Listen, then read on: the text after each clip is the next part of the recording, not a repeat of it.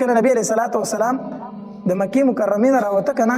نو د حمزه رضی الله تعالی عنه وړه لور وه یتیمه هغه راله نبی علیه الصلاة والسلام نه تاو شوله او یا عمي یا عمي اوازونه یې کول ای زما تره ای زما تره نبی علیه السلام نه تاو شوی و نبی علیه السلام یې نه پرېښودو دا تره نبی علیه الصلاة والسلام ته ځکه وي چې یو خو تې مشر موږ هم مشر سړي ته تره وایو که نه او دویم دا دی چې دا نبی علیه السلام د حمزه رضی الله تعالی رضاعي ورور و که نه رضاعي ورور یې مو که نه نو تره یې کېدو نو هغې ماشوم یې نبي علیه السلام نیولی و جړلې ورته یا عمي او یا عمي ای زما تره ای زما تره دا جړلې ورته نبي علیه السلام یې نه پرېښودو وایي ما ځان سره بوځئ ما مکه کې مه پرېږدئ ما ځان سره بوځئ علي رضی الله تعالی ورمنډه کړه نو دا ماشوم یې په غېږ کې روچته کړه چې روچته کړه که نه وایي دا به زه ځان سره بیام او دا پالنه به یې زه کومه دا به زه بیام زه به یې پالنه کومه نو جعفر رضی الله تعالی ته وفرمایل وایي دا به زه بیام د دې پالنه به زه کومه نو زید بن حارثه رضی الله تعالی وفرمایل وایي دا به زه بیامه د دې پالنه به زه کوم نو درې صحابه کرام د درې واړو پرې جګړه شوه علي رضی الله تعالی ویل وایي دا خو زما د تره لور ده حق ما ته حاصل دی زه به یې پالم زما حق دی چې زه جعفر رضی الله تعالی ته وفرمایل وایي زما هم د تره لور ده او دویم دا دی چې د دې خاله زما په نکاح کې ده د دې د مور خور چې کومه هغه زما په نکاح کې ده زه حقدار یم زه به یې پالم او زید بن حارثه رضی الله عنه ته فرمایل وی حمزه خو زما اسلامي ورور حمزه زما اسلامي ورور زه یې تره کېږم زه به یې پالمه ګوره دا د صحابه کرامو مینې محبت ته د یو بل سره ګوره حمزه رضی الله عنه شهید شوی په جنګ بدر کې په غزوه احد کې او شهید شوی په غزوه احد کې هېڅوک نو یتیمه ماشومه وه پر دې ماشوم څوک رالی وي چې زه به یې کفاله کومه د دریو صحابه کرامو کې جنګ دی یو وایي دا یتیمه به زه پالم بل وایي زه به یې پالم نبی علیه الصلاة والسلام له فیصله راله نبی علیه الصلاة والسلام ورته وفرمایل وایي دا ماشومه به جعفر له ورکړو دا به چا له ورکړو جعفر رضی الله تعالی حقدار دی دا به هغه له ورکړو وایي علي دا دته ورکړه هغې وی ولې د الله پاک پیغمبره مونږه نبی علیه الصلاة والسلام ورته وفرمایل وایي د دې خاله چې د ترور چې د هغه د جعفر په نکاح کې ده او خاله په مثل د مور ده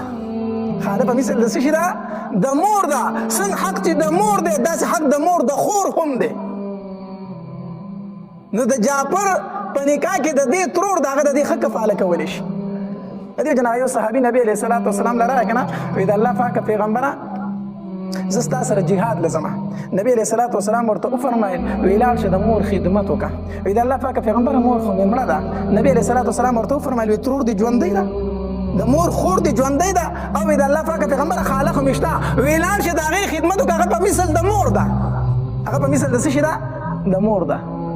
نو کم حق چې پتا د مور د مور د وفات شو اک شانت خدمت د مور د خور کوه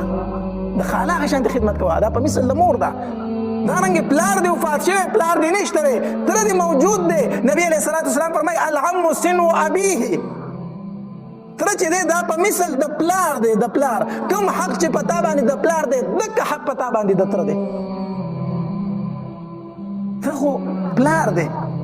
تره به څنګه د وراره دپاره بده خوښه کړي خوښولی شي سوال نه پیدا کېږي چې خوښه کړي زموږ معاشره موږ دې ځای ته رسولې ده چې د تره زوی ته تربور د تربور زوی او تربور تره ته تربور دا موږ دې ته رسولې دی نبی علیه الصلاة والسلام فرمایي وایي تره دې په مثل د پلار دی موږ وایي نه تره خو تربور دی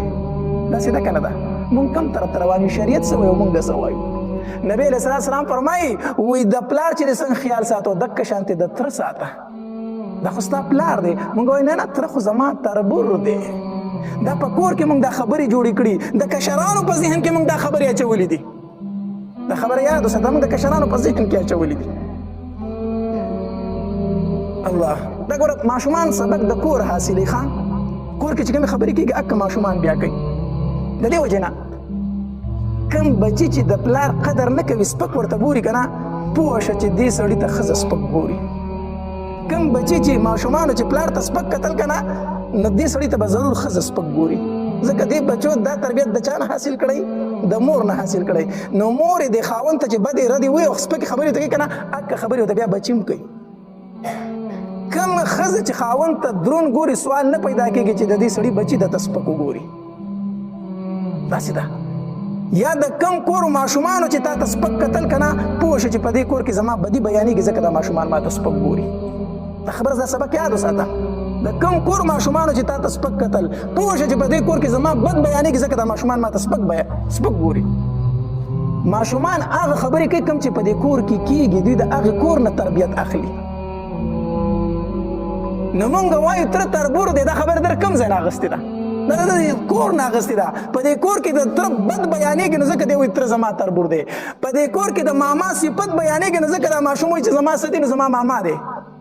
دا ټول تربیت د ښځې نه اخلي که نه. نو ښځه د خاوند د ورور سپک بیانوي او د خپل ورور صفتونه بیانوي. نو ماشوم وایي ماما خو ماما دی او تره خو تربور دی. دا سبق دره کوم ځای نه اخیستی؟ دا د دې ښځې نه اخیستی، د مور نه اخیستی دی.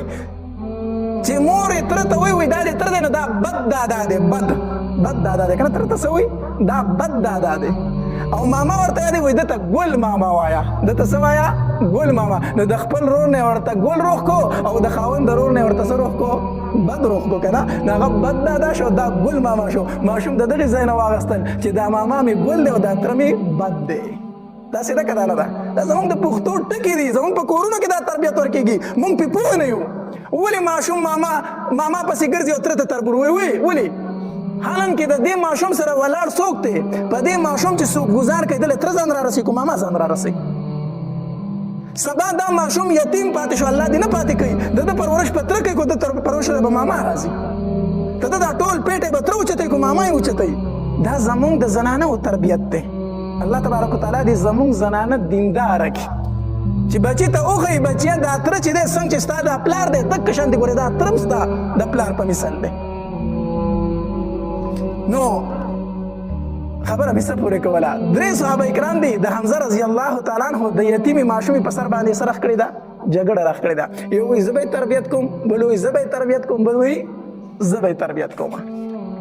بهرحال نبی علیه الصلاة والسلام عمرة القضاء وکړو او د دغې ځای نه روان شو. د دې عمرې نه وروسته بیا خالد بن ولید رضی الله تعالی عنه د اسلام اسباب الله تبارک وتعالی پیدا کړ.